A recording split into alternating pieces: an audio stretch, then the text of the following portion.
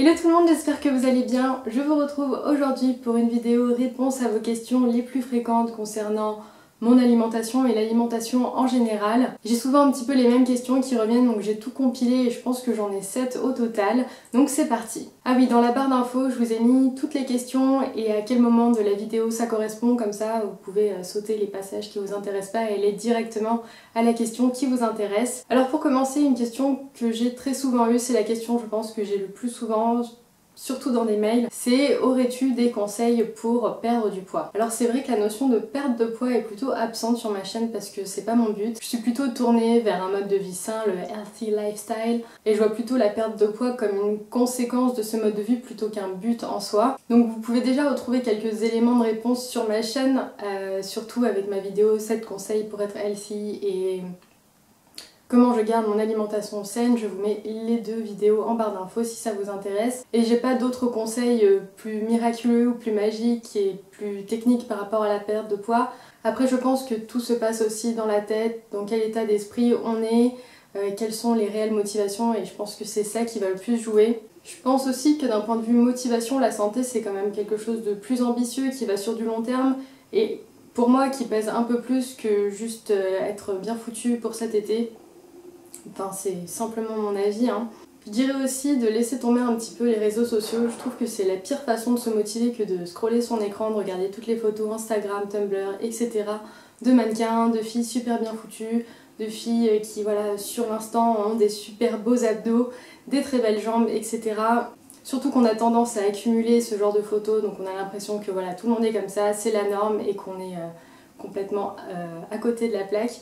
Je pense que c'est le meilleur moyen pour s'oublier, pour plus voir tel que l'on est, pour perdre confiance, se sentir complètement nul, et ça devient assez difficile d'atteindre ses objectifs si en plus de ça on n'a pas confiance en soi. Donc c'est bien d'avoir des modèles, une petite motivation comme ça, mais quand c'est tout le temps et qu'on ne fait que se comparer aux autres et à des filles qu'on trouve mieux que soi, ben, au final on n'est pas dans un état d'esprit positif. Je dirais aussi de manger suffisamment et de la vraie nourriture. L'important c'est pas de manger moins, c'est de manger mieux. Vraiment n'hésitez pas avec les fruits et les légumes. On entend très souvent 5 fruits et légumes par jour. Sachez que l'étude qui a été menée pour cette campagne avait conclu en réalité à 7 fruits et légumes par jour, sauf qu'on a abaissé ce chiffre parce que ça devait mieux passer 5 que 7 dans l'esprit des gens.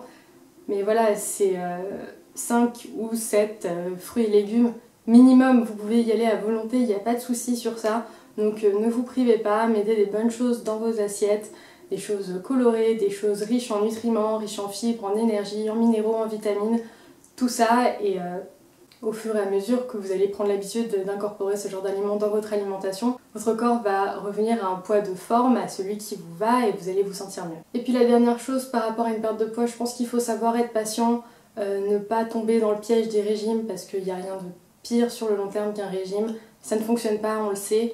Donc voilà, soyez patient avec vous-même, prenez les mauvaises habitudes une à une pour les changer, prenez votre temps. Vous allez en apprendre énormément sur votre corps, sur votre alimentation si vous prenez les choses petit à petit, et finalement vous allez construire une base solide de connaissances sur votre corps. Et ça c'est tout bénef sur le long terme. Ce que vous aurez appris, vous allez le garder, et c'est ce qui va vous éviter en fait de faire le yo-yo et revenir en arrière.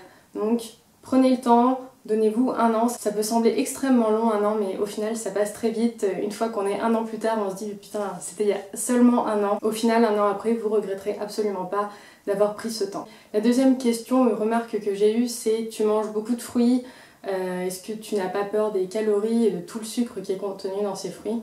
Alors cette question paraît toute simple et logique en soi parce que oui, dans les fruits il y a beaucoup de sucre, mais la réponse n'est pas si évidente que ça, ou alors c'est moi qui complique tout. Mais déjà le sucre c'est notre carburant principal, c'est notre source d'énergie.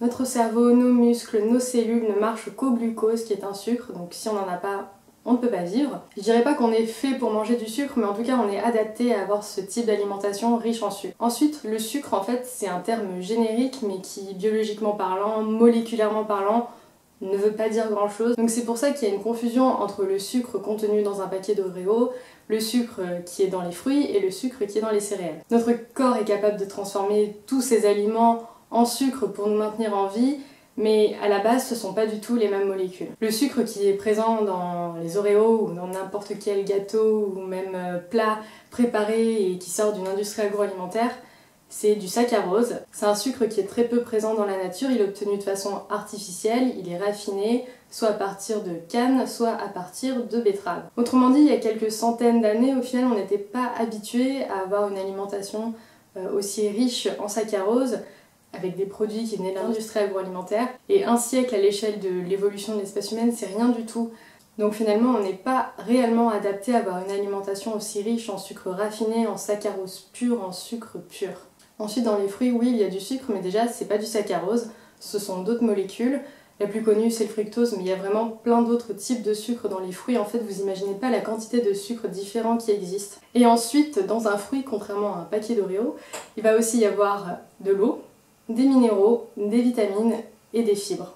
Donc finalement, la proportion de sucre dans un fruit n'est pas si importante par rapport aux autres nutriments présents dans le fruit. Et surtout, le fait qu'il y ait des fibres dans les fruits, ça va ralentir le passage du sucre dans le sang, ça va aider à la digestion et ça va être bon pour la flore intestinale. Alors oui, les fruits sont riches en sucre.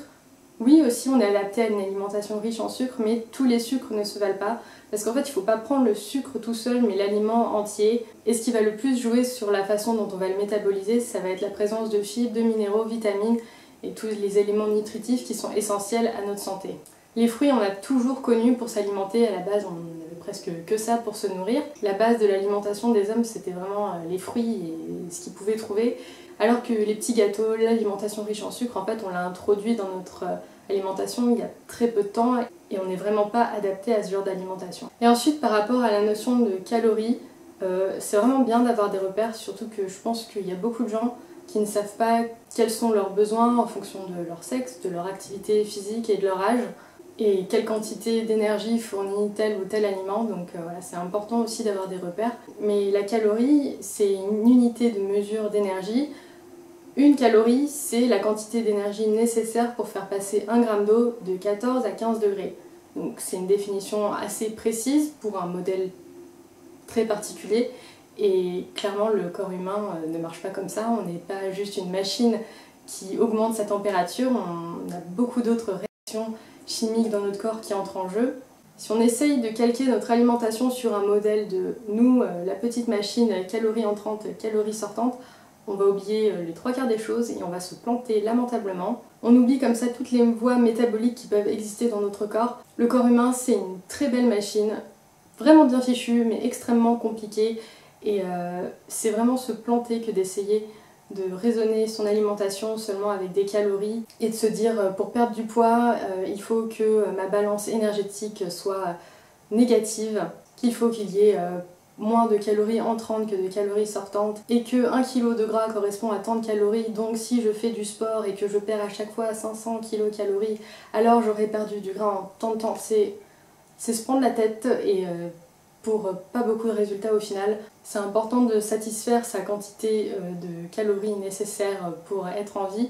Par contre, il ne faut pas voir que ça, il faut aussi voir derrière ce qu'on mange et quel type d'alimentation on a.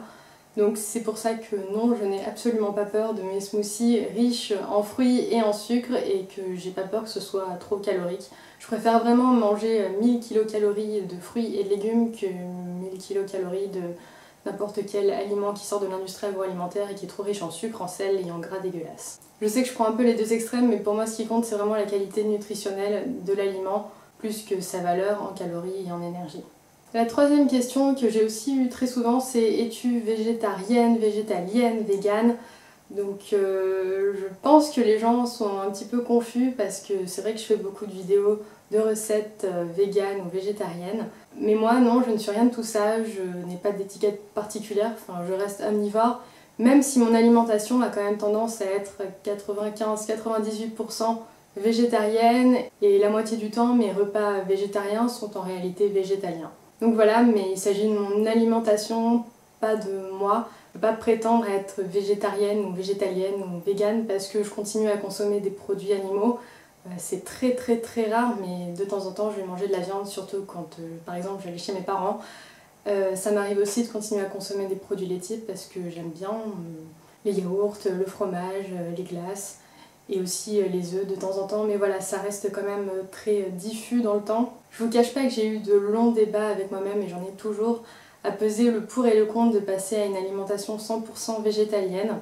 Au final, je m'en approche de plus en plus, je pense, mais Je tiens quand même à garder cette part d'alimentation non végétale, juste parce que j'ai pas envie de m'enfermer dans une case particulière. Donc voilà, l'alimentation omnivore, c'est un choix, c'est pas par défaut, c'est pas par manque de connaissances, manque de compassion pour les animaux, c'est rien de tout ça. C'est juste que pour moi, c'est le consensus parfait entre l'éthique, mes valeurs, l'écologie, la santé et le plaisir. Voilà, je sais que c'est un sujet à débat, mais voilà, c'est mon parcours, c'est mon chemin, c'est mon cheminement d'idées. Et voilà, c'est une décision qui n'appartient qu'à moi et j'ai pas envie d'être influencée par d'autres personnes. Je préfère que l'idée vienne de moi et me renseigner et ça viendra tout seul si ça doit venir, et si je dois rester comme je suis aujourd'hui, eh bien ça restera comme c'est. Ensuite, je pense que beaucoup de gens doutent qu'une alimentation végétalienne soit bonne pour la santé, mais ça dépend vraiment de comment c'est fait. Après, c'est sûr, on change complètement de modèle d'alimentation, donc il faut s'impliquer un peu plus et revoir ses repères, avoir des notions de nutrition, s'intéresser aux qualités nutritionnelles des aliments, savoir quels aliments il faut privilégier pour éviter les carences. Mais voilà, c'est juste des habitudes à prendre, des connaissances à acquérir pour avoir ce type d'alimentation. Ça peut être fait n'importe comment et mener à des problèmes de santé, comme ça peut être très bien fait et très bénéfique pour la santé. Je vous recommande vivement de regarder le documentaire Cowspiracy. C'est un documentaire qui démontre en quoi l'élevage intensif est nocif pour notre planète et il est très bien réalisé. Il est fait de façon plutôt intelligente, je trouve. On vous présente les faits, on vous présente les solutions, mais ça reste à vous de décider de ce que vous voulez faire. C'est pas un documentaire qui va jouer sur la corde de la sensibilité ou de la compassion pour les animaux. Ça reste très factuel et scientifique presque. Et moi, c'est ce qui m'a plu. Je trouve que ce documentaire est 1000 fois mieux que Earthlings, où on vous montre à répétition des images atroces des conditions d'élevage des animaux, des conditions d'abattage. C'est vraiment un documentaire horrible à regarder. Il est aussi beaucoup mieux que le documentaire Le meilleur discours de votre vie, enfin quelque chose comme ça, j'ai pas bien retenu le titre, mais c'est un petit peu plus dans l'endoctrinement, j'ai l'impression. Enfin bon, moi j'ai pas accroché. Donc voilà, je vous recommande vraiment de regarder Cowspiracy, ça fait réfléchir, mais ça s'adresse à tout le monde, peu importe votre alimentation. Par contre, il est payant, il coûte 1 $, mais je trouve que ça vaut quand même le coup de l'investissement, vous n'allez pas regretter ce dollar, parce que le documentaire est vraiment très bien.